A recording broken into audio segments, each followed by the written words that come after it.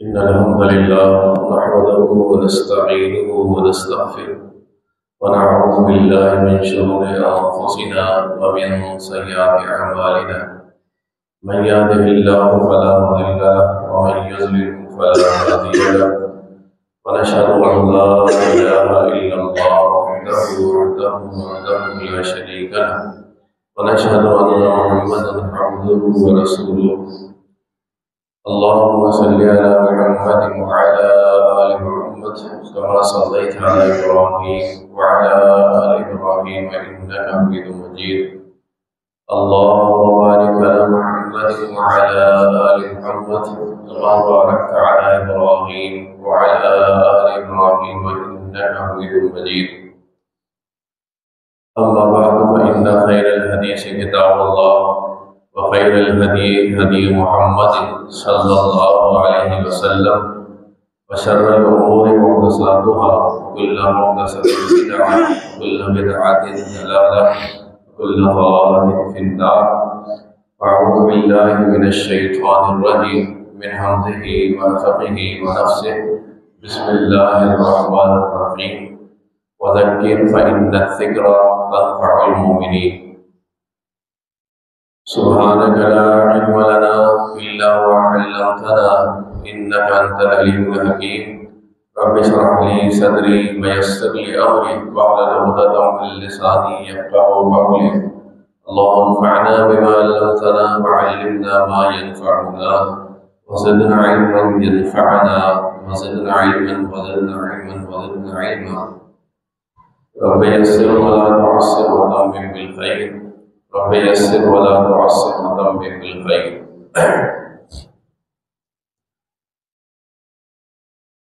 ہر قسم کی حمد و ثنا، تعریفات، تسبیحات، تحلیلات، تمجیحات، تحمیدات، توصیفات، تکبیرات اور ہر قسم کی بڑائیاں اللہ وحدہ لا شریک کی ذات کے لیے لائق زیبا ہے، لائق ستائش ہے۔ رب العالمین و احکم الحاکمین جو تمام کائنات کا اکیلا خالق، اکیلا مالک، اکیلا رازق، اکیلا مربی اور اکیلا مدبر ہے، اور عبادات کی تمام انواع، تمام کی تمام اقسام صرف اور صرف محض اللہ وحدہ لا شریک کی ذات کے لیے لائق زیبا ہے۔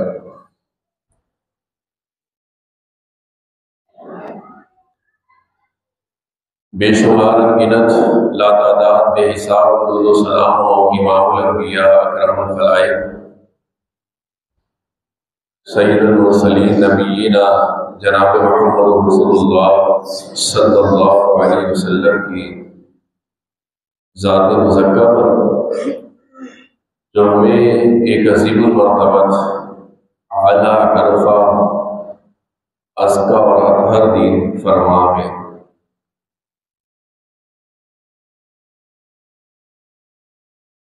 اللہ رب العالمین نے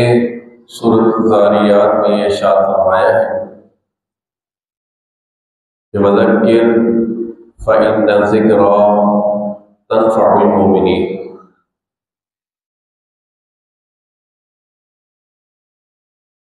پیغمبر صلی اللہ علیہ وسلم سے اللہ رب العالمین نے فرمایا کہ نصیحت کیجیے، یقیناً نصیحت کرنا یہ اہل ایمان کے لیے نفع بخش ہے۔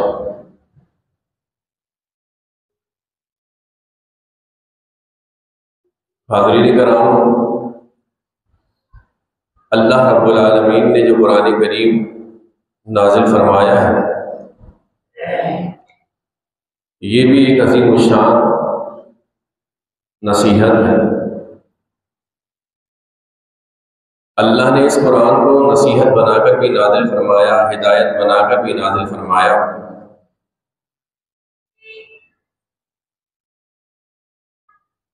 اور اس پر عمل کرنے والے کے لیے اللہ رب العالمین نے یہ بات بھی واضح فرما دی کہ جو لوگ اس پر عمل کرنے والے ہیں وہی متقین ہیں۔ اللہ رب العالمین نے اپنی اس کتاب کے ابتدا کے اندر ہی یہ ارشاد فرما دیا کہ بسم اللہ الرحمن الرحیم الف لام میم ذالک الکتاب لا ریب فیہ ھدی للمتقین، کہ الف لام میم اللہ عالم بمرادہ، اس کی مراد یہ حروف مقطعات ہیں، اس کی مراد اس کے معنی مفہوم، اس کے معنی اللہ رب العالمین ہی جانتا ہے۔ آگے فرمائے کہ ذالک الکتاب لا ریب فیہ، یہ وہ کتاب ہے کہ جس میں کسی قسم کی شک و شبے کی کوئی گنجائش نہیں، اس میں ہدایت ہے متقین کے لیے، ھدی للمتقین۔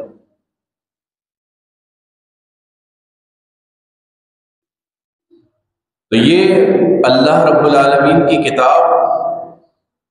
اللہ نے اس کو ہدایت بنا کر بھی نازل فرمایا، اور اللہ رب العالمین نے اس کو نصیحت بنا کر بھی نازل فرمایا۔ پورا کا پورا قرآن یہ نصیحت،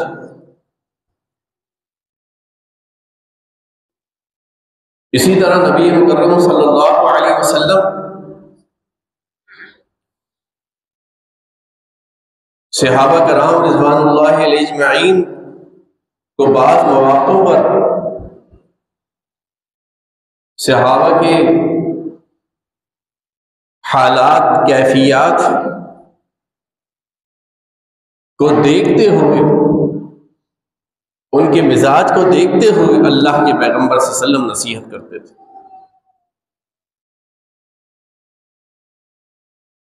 کسی موقع پر کسی صحابی میں کسی چیز کی اگر کوئی کمی محسوس ہوتی تو اللہ کے پیغمبر صلی اللہ علیہ وسلم نصیحت فرما دیتے۔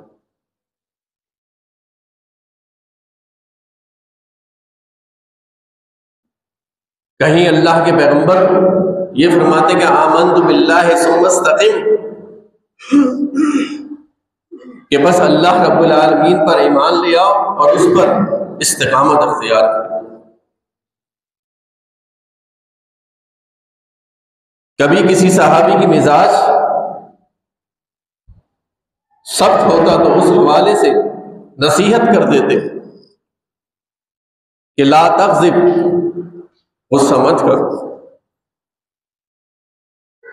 تو اللہ کے پیغمبر صلی اللہ علیہ وسلم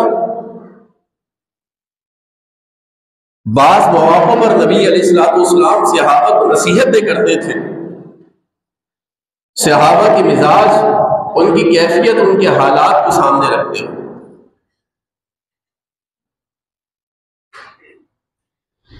بہت سے صحابہ کو اللہ کے پیغمبر نے نصیحت کی، لیکن جناب ابو ذر غفاری رضی اللہ تعالیٰ عنہ وہ عظیم مرتبہ صحابی ہیں کہ جن کو اللہ کے پیغمبر نے بے شمار نصیحت دی،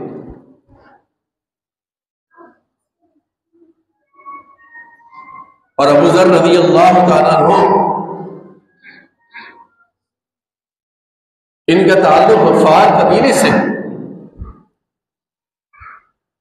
صحیح مسلم کے اندر وہ واقعہ موجود ہے کہ جب جناب ابو ذر رضی اللہ تعالیٰ عنہ کو اللہ کے پیغمبر صلی اللہ علیہ وسلم کی اطلاع ملی کہ نبی علیہ السلام مکہ میں موجود ہیں، تو ان کی زیارت کے لیے،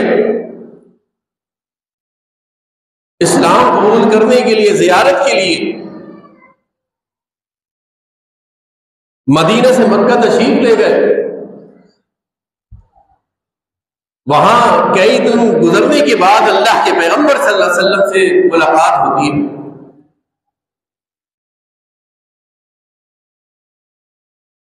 اسلام لا چکے، ایمان قبول کر لیا، اللہ کے پیغمبر کی دعوت قبول کر لی،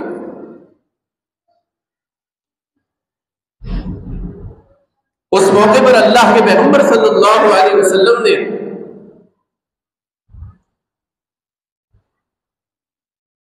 ابو ذر رضی اللہ تعالیٰ عنہ کو یہ بھی نصیحت کی تھی کہ ابو ذر، تم میرا یہ پیغام دعوت دین اپنی قوم کو بھی پہنچا دینا، شاید تمہارے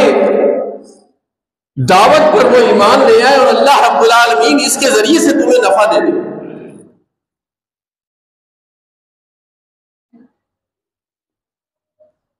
تو ابو ذر غفاری رضی اللہ تعالیٰ عنہ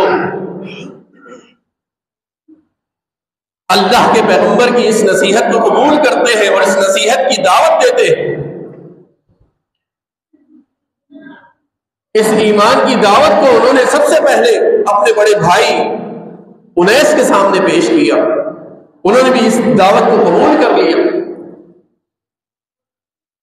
پھر اپنی والدہ کے سامنے اس دعوت کو پیش کیا، انہوں نے بھی ایمان قبول کر لیے، ایمان میں داخل ہو گئے۔ پھر اپنی قوم کے پاس جاتے ہیں، وہاں پر بھی اس اللہ کے پیغمبر صلی اللہ علیہ وسلم کہ اس پیغام کو، اس دعوت کو لوگوں تک پہنچایا تو آدھی قوم دین اسلام میں داخل ہو گئی، ایمان لے آئی، اور باقی آدھی قوم نے اپنے ایمان کو مشروط کر دیا محمد رسول اللہ صلی اللہ علیہ وسلم کی مدینہ آمد کے موقع پر، کہ جب اللہ کے پیغمبر صلی اللہ علیہ وسلم یثرب تشریف لائیں گے، مدینہ الرسول تشریف لائیں گے، تو اس موقع پر ہم دین اسلام کو قبول کر لیں گے، ایمان لے آئیں گے۔ اللہ کی پیغمبر کو کی ہجرت کو مشروط کر دیا اپنے ایمانداری، اور یہی ہوا۔ حدیث میں آتا ہے کہ جب اللہ کے پیغمبر صلی اللہ علیہ وسلم مدینہ پہنچے تو باقی آدھی قوم جو اس سے قبل ایمان نہیں لائی تھی، اسلام قبول نہیں کیا تھا، وہ ساری کی ساری قوم ایمان لا چکی، دین اسلام کو قبول کی۔ جب پورا غفار قبیلہ دین اسلام میں داخل ہو گیا، ایمان لے آیا، تو اس موقع پر اسلم قبیلے کے لوگ بنو اسلم اللہ کے پیغمبر کی خدمت میں حاضر ہوتے ہیں اور عرض کرتے ہیں کہ اے اللہ کے پیغمبر صلی اللہ علیہ وسلم، ہمارے بھائی غفار اللہ کے پیغمبر ایمان لے آئے، اسلام لے آئے، اسلام قبول کر لیا۔ اللہ کے پیغمبر صلی اللہ علیہ وسلم، ہم بھی ایمان لاتے ہیں، اللہ کے پیغمبر ہم نے بھی اسلام کو قبول کر لیا۔ اس موقع پر اللہ کے پیغمبر صلی اللہ علیہ وسلم نے فرمایا کہ غفار غفر اللہ لہا وَأَسْلَمُوا سَالَمَهُ اللَّهُ، کہ غفار پورے قبیلے کو، غفاریوں کو اللہ رب العالمین نے بخش دیا، اور قبیلہ اسلم کے لوگ یہ نجات پا گئے۔ تو یہ ابو ذر غفاری رضی اللہ تعالی عظیم صحابی، اسی طرح حدیث میں آتا ہے کہ ایک موقع پر اللہ کے پیغمبر صلی اللہ علیہ وسلم نے، صحیح جامع کے اندر روایت موجود ہے، ابو ذر غفاری رضی اللہ تعالیٰ عنہ کو نصیحت کرتے ہیں کہ یا ابا ذر ایل ایمان اوثق، کہ ابو ذر یہ بتاؤ کہ تمہیں معلوم ہے کہ ایمان کا مضبوط ترین کڑا کون سا ہے؟ انہوں نے کہا اللہ و رسولہ عالم، کہ اللہ کے حبیب صلی اللہ علیہ وسلم اللہ رب العالمین اور اللہ کے پیغمبر جانتے ہیں، اللہ اور اس کے رسول ہی کو معلوم ہے۔ تو نبی علیہ الصلوۃ والسلام نے فرمایا الموالات فی اللہ، الحب فی اللہ والبغض فی اللہ، کہ اے ابو ذر، اسلام کا مضبوط ترین کڑا یہ موالات ہے، یعنی اللہ رب العالمین کے خاطر آپس کی دوستی کو قائم کر لے،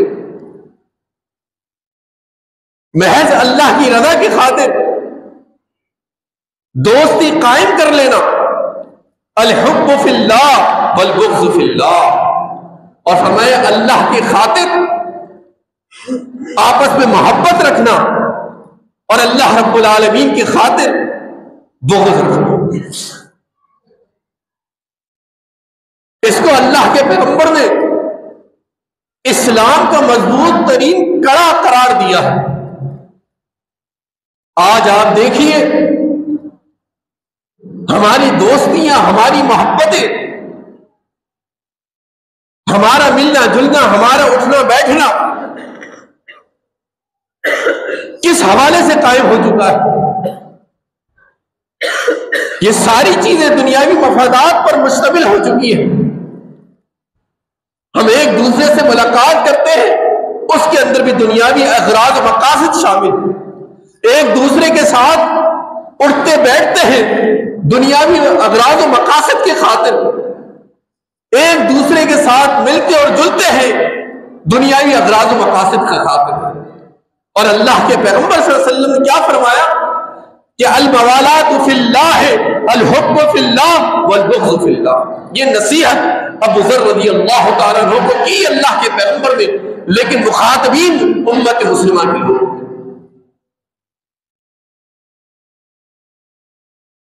اور یہ موالات کیا ہے کہ اپنے مومن بھائی کے ساتھ انسان محبت کر لے، اس انداز سے محبت کہ اس کے پیٹھ پیچھے اس کے لیے دعائیں کرے اور اس کے ساتھ ایک تعلق کو جوڑ لے اللہ کی رضا کی خاطر، اس کے لیے دعائیں کرے، اور اس کے ساتھ ساتھ جب اس پر آلام اور مصائب ہو تو اس کو تنہا نہ چھوڑے، ان آلام اور مصائب پر، پریشانی اور تکلیف اور دکھوں میں اپنے مسلمان بھائی کو تنہا نہ چھوڑے، بلکہ اس کا ساتھ دے، اس کی مدد کرے۔ یہ موالات ہے۔ صحیح بخاری کے اندر نبی علیہ الصلوۃ والسلام نے کی حدیث ہے، اللہ کے پیغمبر صلی اللہ علیہ وسلم نے فرمایا کہ المسلم اخو المسلم لا یظلمہ ولا یسلمہ ولا یخذلہ۔ نبی علیہ الصلوۃ والسلام فرماتے ہیں کہ مسلمان کا بھائی ہے، نہ وہ اس پر ظلم کرتا ہے، نہ اسے دشمن کے سپرد کرتا ہے، اور مصائب اور آلام پر اس کو تنہا نہیں چھوڑا۔ یہ موالات ہیں۔ اور جن لوگوں نے اس دنیا کے خاطر اللہ کے رضا کو چھوڑ کر صرف محض دنیا کی خاطر اپنے رشتوں کو قائم کر رکھا ہے، تو کل قیامت کے روز وہ اس اعلان کے مستحق نہیں بنیں گے کہ جب قیامت کے روز اللہ رب العالمین یہ ارشاد فرمائیں گے، یہ اعلان فرمائیں گے کہ این المتحابون بجلالی اليوم اذلهم یوم لا ذل الا ذلہ، کہ کہاں ہے وہ لوگ جنہوں نے میری رضا کے خاطر آپس میں محبت کو قائم کی، میری رضا کی خاطر محبت کو قائم کیا، میرے جلال کی خاطر ایک دوسرے سے ساتھ محبت دیتی وہ لوگ کہاں؟ الیوم اذلہم لا ذل الا ذل، فرمایا کہ آج میرے سائے کے علاوہ کوئی سایہ نہیں، یعنی آج میں اس شخص کو اپنے عرش کا سایہ نصیب فرماؤں گا جو کل دنیا کے اندر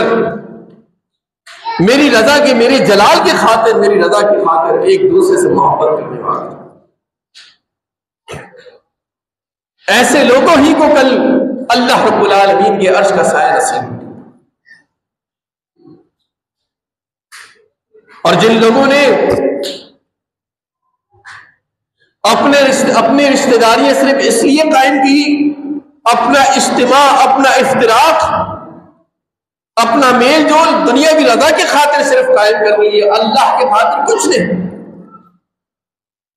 تو پھر وہ اس ندا کے مستحق نہیں بن سکیں گے، وہ اس فضیلت کے حامل نہیں ہو سکیں گے۔ تو میرے بھائیوں، میرے دوستوں، اللہ کی رضا کے خاطر اپنی دوستیوں کو قائم کریں، اپنے رشتے ناطے، اپنی محبتیں ایک دوسرے کے ساتھ۔ اگر انسان رشتے ناطے توڑتا ہے تو وہ بھی محض اللہ کی رضا کے خاطر، وہ دنیاوی مفادات نہ، اسی کو اللہ رب العالمین اس فضیلت سے نوازے گا۔ اللہ رب العالمین سے دعا ہے کہ اللہ تعالیٰ نے صحیح معنوں میں عمل کی توفیق نصیب فرما دے۔ وآخر دعوانا الحمدللہ رب العالمین۔